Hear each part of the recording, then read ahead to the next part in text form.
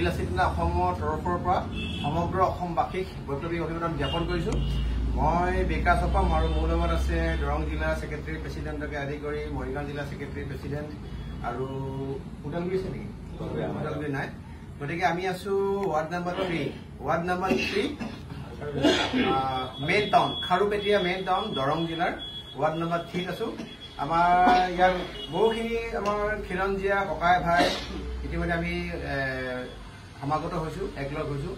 যিখিনি ইয়াৰ খিলঞ্জীয়া মুছলমান, যিখিনি গৰিয়া মৰিয়া দেশীয় জলা শহীদ ছদুল্লাহ, যিখিনি খিলঞ্জীয়া বা মুছলমান হয়, সেই মুছলমান আমাৰ ককাই ভাইসকল আহি আমাৰ লগত থিয় হৈছেহি যে এটা খুব কম দিনৰ পৰা এটা প্ৰপগেণ্ডা চলি আছে যে বিলাসিতা অসম মানে কোনোবা ধৰ্মৰ বিৰোধী নেকি, বিলাসিতা অসম ইটোৰ বিৰোধী নেকি, বিলাসিতা অসম সিটোৰ বিৰোধী নেকি।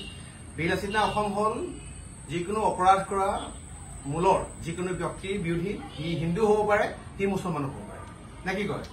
গতিকে খাৰুপেটীয়া আমি টাউনতে সমাগত হৈছো।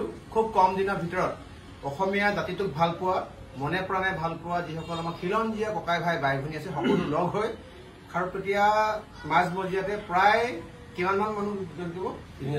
৩,০০০ মানুহৰ যোগেদি এখন বৃহৎ আঞ্চলিক সমিতি ইয়াত গঠন কৰা হ'ব, য'ত আমাৰ কেন্দ্ৰীয় নেতৃত্ব উপস্থিত থাকিব।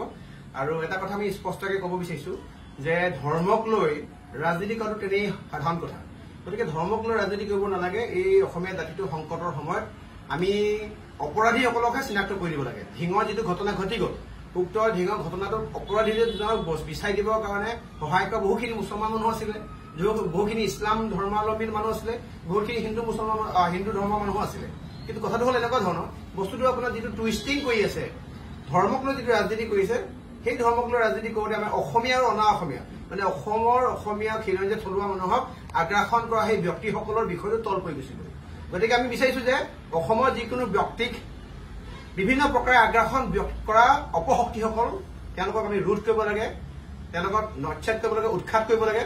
কিন্তু এটা কথা কবিছো, অসমত থকা কোনো খিলঞ্জীয়া মানুহৰ ওপৰত অনা অসমীয়া বহিৰাগত সন্দেহযুক্ত কোনো ব্যক্তি, সি হিন্দু হওক বা সি মুছলমান হওক, কাৰো ইয়াত আগ্ৰাসন নচলিব। গতিকে খাৰুপেটীয়া আমি মাজমজিয়াত আমি আলহী ফুৰিবলৈ আহিছিলো। 2-এজন গোট খাই প্ৰায় কিমান হ'ল, 50জন মানে হ'লগে। গতিকে আলম, ইয়াৰ নাম আলম, চাহ আলম আছিলে ন, নাছিৰ আলম, আমাৰ আলম ভাই ইয়াতে আহিলো। আমি আলোচনা কৰিছো কম দিনৰ ভিতৰত খাৰুপেটীয়াত সাংঘাতিক এখন ডাঙৰ কমিটি হ'ব। এই দাদা কিবা ক'ব নি? মানে আজি পোনপ্ৰথমে পীৰলাচি থানাক আমি ধন্যবাদ জ্ঞাপন কৰিছো।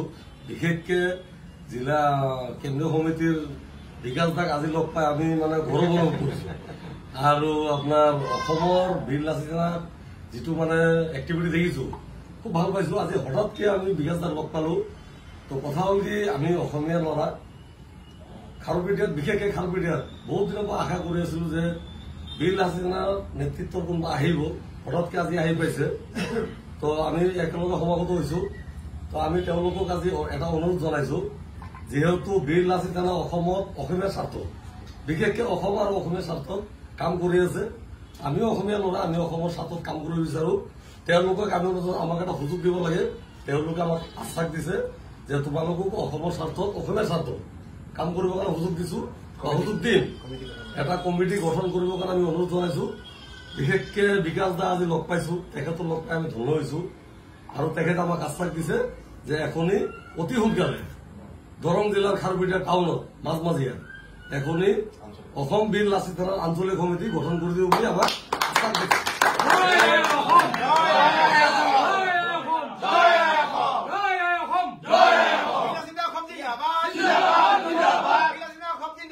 জিন্দাবাদ, জিন্দাবাদ, জয় অসম।